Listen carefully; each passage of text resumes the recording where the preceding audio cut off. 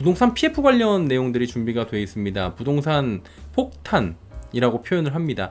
230조 원의 PF 과연 안전하게 해체가 가능할까? 이게 또 부실의 뇌관이 지금 되고 있는데, 뭐 4월 위기설, 3월 위기설, 몇 월 위기설 나왔는데 이제 월을 뺐어요.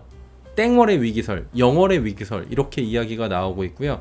이것을 잡아내기 위해서 이제 특단의 대책들이 나오고 있는 상황입니다. 그렇다면 이게 어느 정도로 어떤 부분을 어떻게 잡아가고 있는지, 그리고 어떤 영향이 있을지 하나하나 우리가 이야기를 나눠보도록 하겠습니다. 자, 230조로 불어난 부동산 PF 5%에서 10%가량의 부실 사업장을 정리한다는 내용이 주 골자입니다. 부동산 PF 사업장 중에서 약 5에서 10% 정도, 넉넉하게지만 10% 정도를 부실 사업장으로 보고 있나 봐요. 6월부터 다음 달부터 본격적인 구조 조정에 돌입한다는 내용입니다. 이 가운데 만기 연장을 4회 이상 했거나 연체 이자도 못 내는 약 2, 3%가량, 이 어떻게 할 수가 없는 것들이라고 표현을 하는 것 같아요. 경공매로 즉시 처분을 한다고 하는데, 그렇다면 어떤 방안을 통해서 되는 거고, 이 가운데 문제점은 없는지, 그리고 시장에서 어떤 영향이 있을지 하나씩 좀 짚어보도록 하겠습니다. 자, 그동안 우리 경제 뇌관으로 지목되어 온 게 뭡니까? 부동산 PF입니다. 이거는 뭐 레고랜드 사태 때부터 해가지고 지금 계속해서 PF 얘기 나오고 있고, 충당금 쌓고 있고, 1금융권보다는 이거는 2금융권이나 캐피털이나 아니면은 저축은행들이나 증권사나 이쪽에서 더 부실 우려가 크다라고 하면서 충당금 쌓아라 정부에서 쭉 하고 있었죠. 그리고 이제 여러 가지 대책을 통해서 이야기가 나왔었고, 실효성이 있느냐 없느냐 계속해서 지적을 받아왔고, 옥석 가리기가 이제 본격화가 된다라는 얘기예요. 다음 달부터 230조 원 규모의 부동산 PF 사업장을 가능성 있는 곳과 없는 곳, 한마디로 될 놈과 안 될 놈을 가려서 평가하고 살릴 곳은 확실하게 살려갖고, 이런 여러 가지 우려, 이 경제의 뇌관을 제거하겠다는 의도로 보면 될 것 같아요. 이번 PF는 크게 투 트랙으로 볼 수가 있습니다. 사업성 평가 강화를 통한 부실 사업장에 대해서 경공매를 한다. 이 위에 적혀 있는 거고 비슷합니다. 2, 3% 사업장을 경공매 처분한다. 그리고 일시적으로, 지금 당장은 좀 힘든데 이게 일시적으로 유동성에 어려움을 겪는, 사실은 우량 사업장은 추가 보증을 통해 갖고 살린다. 한마디로 살릴 애들은 확실히 살리고, 안 되는 애들은 경공매 처리해가지고 이제 털어낸다 라는 부분을 생각을 하시면 될 것 같아요. 본 PF 중심 평가 기준을 이번에 그래서 브릿지론이랑 본 PF로 구분을 하는 거예요. 또 사업성 평가 등급을 기존에 3단계였습니다. 양호, 보통, 악화 우려, 이런 3단계에서 조금 더 구체화 시켜가지고 나눈다는 거죠. 4단계로 양호, 보통, 유의, 부실, 우려, 이렇게 세분화를 시켜갖고 조금 더 면밀하게 본다라는 겁니다. 그리고 여기서 발생하는 부실 사업장, 약 2, 3%에 달하는 부실 사업장은 자율매각 혹은 경공매 등을 통해서 신속하게 처리를 한다라는 거예요. 또 대출 만기 연장 기준을 강화시키고 대주단의 3분의 2에서 4분의 3으로 강화하는 겁니다.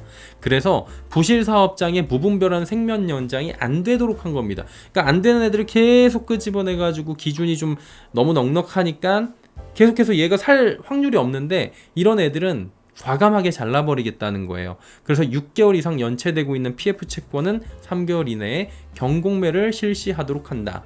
이렇게 이야기를 하고 있습니다.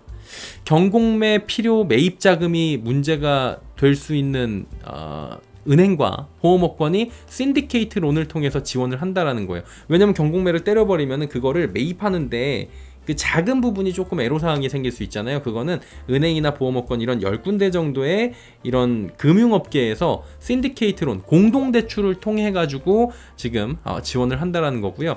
1조에서 최대 5조까지 손목 비틀어가지고 지금 PF 사업장의 재편에 사용을 하겠다라는 얘기가 나온 겁니다. 즉 매수자에게는 유동성을 공급해갖고 경공매 나온 것들 못 받아주면 그것도 계속해서 부실이 되는 거니까, 확실하게 받을 사람은 받을 수 있도록 그 사람들한테는 유동성을 공급해가지고 원활하게 경공매가 진행돼가지고 추가 부실을 막겠다라는 그런 대책을 세운 겁니다. 동시에 우량 사업장은 보증 확대를 통해서 일시적인 유동성을 피해갈 수 있도록 하겠다는 겁니다.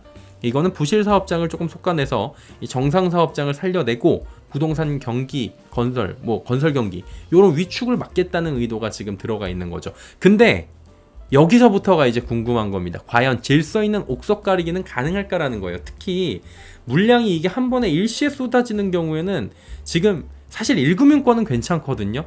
취약 구조에 있는 게 어디냐면 저축은행이나 여전사나 상호금융이나 캐피털사 이런 곳들이 지금 PF 부실 우려가 있는 곳들인데 이곳에서 물량이 쏟아질 땐 받아내지 못하고 추가 손실 문제가 발생할 수 있기 때문에 옥석 가리기가 과연 질서 있게 가능한가라는 얘기들이 나올 수가 있는 거고요. 그리고 금융사들이 결국 자금 지원을 해주는 거잖아요. 신디케이트 론을 통해 가지고 1조에서 5조까지 지금 자금 지원을 해주는 모습인데 이 경우에 결국에는 하려면 또 충당금 쌓아야 되거든요. 가뜩이나 쌓아가지고 문제가 되고 있는데 충당금만 더 쌓고 어려움만 심화되고 이런 우려도 동시에 지적이 될 수 있는 부분입니다. 그래서 이런 부분들까지도 정부는 함께 잡아내야 된다는 거예요. 현재 금융권 충당금 적립총액이 100조 원 수준입니다. 향후 구조 조정을 통해 가지고 지금 문제가 충당금이 더 필요할 수도 있는데 이 정도는 괜찮다는 게 당국의 입장이고 그렇게 많이 늘어나지 않는다라고 조금 이제 긍정적으로 보는 것 같아요. 근데 여기서도 한 가지 궁금해지는 거, 괜찮다는 정도가 당국의 고려와 실제 현장의 괴리감이 얼마나 생기느냐, 이것도 문제입니다. 우린 괜찮아요 했는데 실제 현장에 가보니까 안 괜찮은 거예요. 이런 문제가 더 심각해지는 겁니다. 왜냐하면 캐피털사가 부실 채권이 1년 만에 50% 이상 급증했거든요. 근데 거기에 맞춰갖고 충당금을 쌓아야지 이게 부실 채권이 나오는 것보다 충당금이 더 커져야 되는 거잖아요. 한마디로 내가 아프대 약을 쓰는 거예요. 근데 약을 쓰는 속도보다 아파가는 속도가 더 빠르면은 이거는 그냥 밑빠진 독에 물 붓기니까 이게 과연 가능한 거냐, 이런 우려 섞인 목소리도 함께 낼 수가 있다라는 거죠. 이런 부분들을 하나하나 우리가 캐치를 해야 된다는 거예요. 특히 가장 큰 문제는 뭐예요? 부동산 경기가 회복이 근본적으로 돼야지 이게 지금 막고 어떤 대책을 세우고 지금 최대한 이런 땜질을 하고 이런 식으로 해도 결국에는 부동산 경기가 회복이 돼야 된다는 거죠. 관건은 금리 인하를 통한 직접적 부담이 줄어들게 되는 건데 금리 인하 시기가 계속 미뤄지고 있다는 거죠. 아직까지 그래서 불확실성이 너무나 큰 상황이다라는 게 시장에서는 가장 큰 우려 섞인 목소리가 나오는 거예요. 지금 맨날 이렇게 채워주고 이번에는 좀 단호하게 안 되는 애들 잘라내고 2, 3% 정도는 경공매 때려버리고 나머지를 살리면서 될 애들은 조금 유동성을 불어넣어주고 안 될 애들은 그냥 쳐내가지고 어느 정도 부실화를 건전성을 갖게 해야겠다라는 건데 이 부분이 과연 언제까지 가능할 거냐라는 거에 대해서는 미지수라는 거죠. 왜? 지금 금리 인하 시기가 계속 미뤄지고 있다라는 불확실성이 존재하기 때문이다 라는 겁니다. 그래서 시장의 근본적인 대책은 아닐 수가 있다라는 지적이 나오는 이유가 여기에요. 또 이런 상황이 지속이 되면은 부실 사업장이 늘어날 가능성이 커질 수밖에 없습니다. 아까도 말씀드렸다시피 1금융권의 추가 충당금 문제는 별로 없어요. 1금융권은 PF 문제에서 지금 굉장히 이 정도는 아닙니다. 근데 2금융권이나 증권사, 특히나 후순위 채권을 받아놓은 곳들은 PF 공포가 굉장히 크거든요. 특히나 증권사 같은 경우에도 대형 증권사 있죠.